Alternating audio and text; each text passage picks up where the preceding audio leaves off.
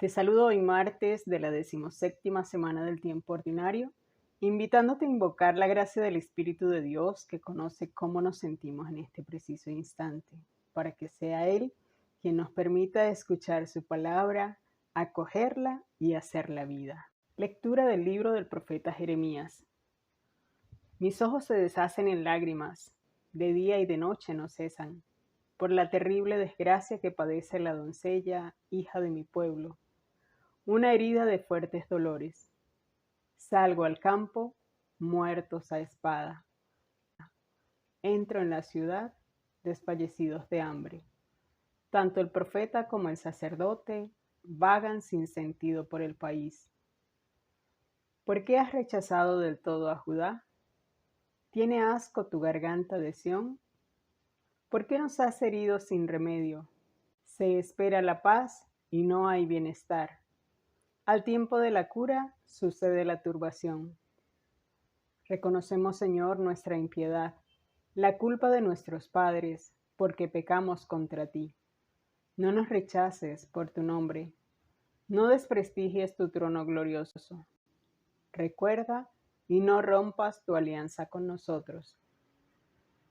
¿Tienen los gentiles ídolos de la lluvia? ¿Dan los cielos de por sí los aguaceros? ¿No eres tú, Señor, Dios nuestro, tú que eres nuestra esperanza, porque tú lo hiciste todo? Palabra de Dios, te alabamos, Señor. Nos unimos al Salmo diciendo, por el honor de tu nombre, líbranos, Señor.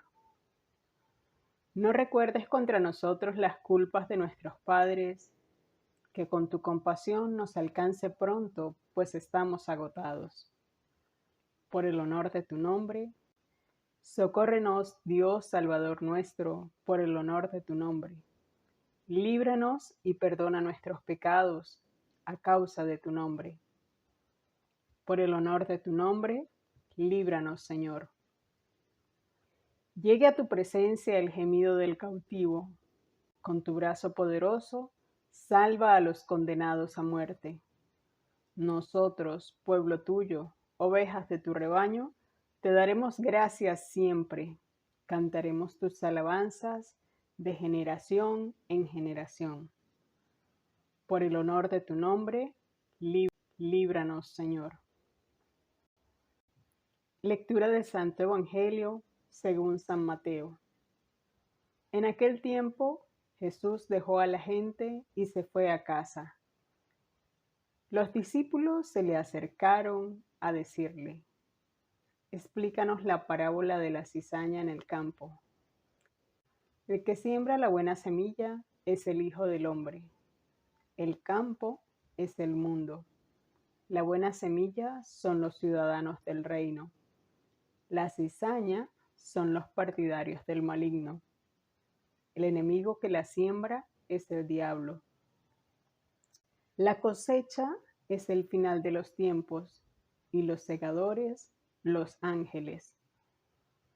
Lo mismo que se arranca la cizaña y se echa al fuego, así será al final de los tiempos. El Hijo del Hombre enviará a sus ángeles y arrancarán de su reino todos los escándalos y a todos los que obran iniquidad, y los arrojarán al horno de fuego. Allí será el llanto y el rechinar de dientes. Entonces los justos brillarán como el sol en el reino de su Padre. El que tenga oídos, que oiga. Palabra del Señor. Gloria a ti, Señor Jesús. Quiero retomar el capítulo 14 de Jeremías, porque es un diálogo fuerte de Jeremías con Yahvé. Hay un pueblo en duelo, en ruinas, y el pueblo vecino suben los lamentos, ¿sí? Alcanza a llegar ese dolor. Sigue el aprovechamiento de ricos sobre pobres. En ese contexto no hay agua, no hay alimentos y la tierra no produce fruto. Jeremías reconoce la rebeldía del pueblo y cómo ofenden con sus actos, pero también Jeremías reconoce allá su alianza y la trae como un argumento de su oración. Reconoce la alianza y las promesas. Se atreve a pedir misericordia en nombre de todos, no en nombre propio. Él presenta en esa oración lo que ve, lo que piensa y lo que siente. Hace una oración de súplica para que Dios no rompa su alianza. Y resalto estos elementos porque me parece sumamente importante que cuando nosotros nos acercamos a la oración, también presentemos lo que vemos, lo que pensamos y lo que hagamos alusión a lo que vivimos, ¿sí? A esas promesas que Dios ha venido cumpliendo en nuestra historia particular, que hagamos alusión a esa promesa que hemos leído, que hemos escuchado de parte de Jesús y que nosotros hemos creído. Y hemos creído porque vemos que realmente Dios siempre se hace presente en nuestra vida y que siempre está, como lo muestra la parábola del hijo pródigo, con los brazos abiertos esperando que nosotros regresemos. Hay aquí también otros elementos que nos presenta el salmista. El salmista viene y hace aquí una oración de súplica, pidiendo perdón no solo por las culpas de los presentes, sino también pidiendo perdón por las culpas de sus padres. Y finaliza con un compromiso de agradecer siempre, de generación en generación.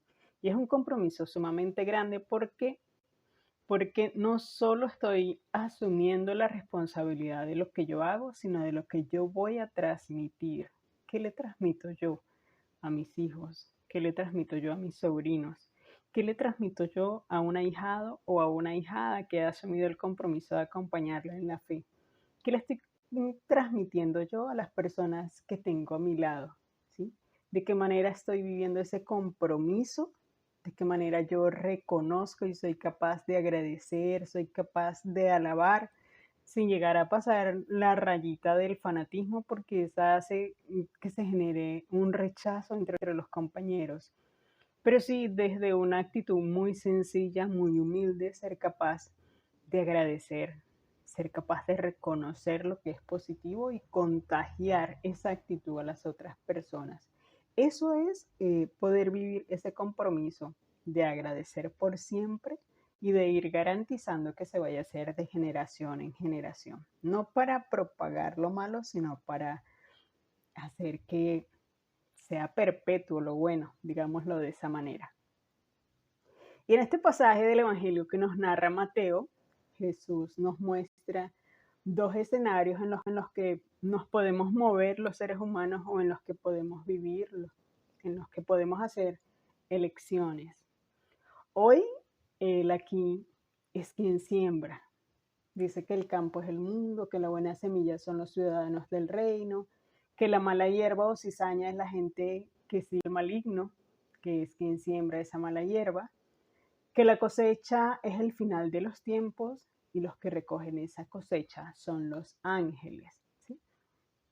Escuchamos hablar que viene el final y muchos no le prestamos atención. Muchos creemos, dado por algunas personas, por algunas religiones que insisten en mostrarnos esto, pero realmente esto está en la palabra, ¿sí? Y Jesús en muchas oportunidades nos está preparando para ese gran momento.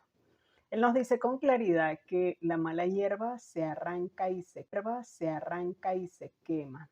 Y aquí quiero hacer alusión. La semana pasada también había un pasaje donde Jesús nos hablaba de que Él era la vid y nosotros los sarmientos. Y esos sarmientos, esas ramas que no daban fruto, eran cortadas y quemadas, ¿sí? Echadas al fuego. Aquí se repite en otra parábola con otras palabras, pero es el mismo mensaje. Dice, nos habla de la cizaña, nos habla de la mala hierba. Y de repente nos podemos preguntar, pero ¿quiénes son esa mala hierba? ¿Quiénes son cizaña? Son los que obran con iniquidad. Aquí lo dice bien clarito Jesús. Son los que ofenden a Dios. Eso quiere decir la iniquidad. Los que ofenden a Dios, pero de una manera así grave, sin tomar en cuenta los mandamientos, que disfrutan hacer la maldad, que no tienen piedad de los otros, presentan escándalo por ese mismo daño que hacen, ¿sí? No es quien de vez en cuando hizo algo y bueno, y cayó en cuenta que obró mal y de una vez repara, sino esa persona que disfruta de hacer el daño, que se queda como con un estilo de vida, disfrutando de hacerle daño a los otros. No le preocupa para nada lo que Dios pueda pensar, digámoslo de esa manera, de su forma de ser, de su forma de actuar.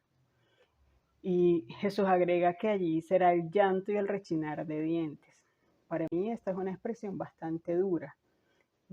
¿Por qué es dura? Porque me imagino ese rechinar de dientes que se da cuando hay mucha tensión, cuando hay un miedo que me atemoriza, que de repente me inmoviliza, ¿sí? Es tan fuerte. Es una angustia muy grande, ¿sí? El rechinar de dientes se puede dar por situaciones extremadamente desagradables para nosotros. Pero bueno, Jesús también nos dice que los justos brillarán como el sol en el reino de su Padre. Y vemos entonces la similitud, el mensaje, el hilo conductor que hay entre las lecturas. Y vemos que el profeta Jeremías aquí está suplicando misericordia para un pueblo que decidió ser cizaña. Y a Jesús invitándonos a ver las graves consecuencias de ser cizaña. Y ya queda de nuestra parte si queremos usar nuestros sentidos para oír y acoger la palabra de Dios, para vivir según su voluntad. Él lo dice así bien clarito, el que tenga oídos, que oiga, ¿sí? Y en estos evangelios que hemos escuchado estos últimos días, es una gran invitación para acoger la palabra y para hacer la vida.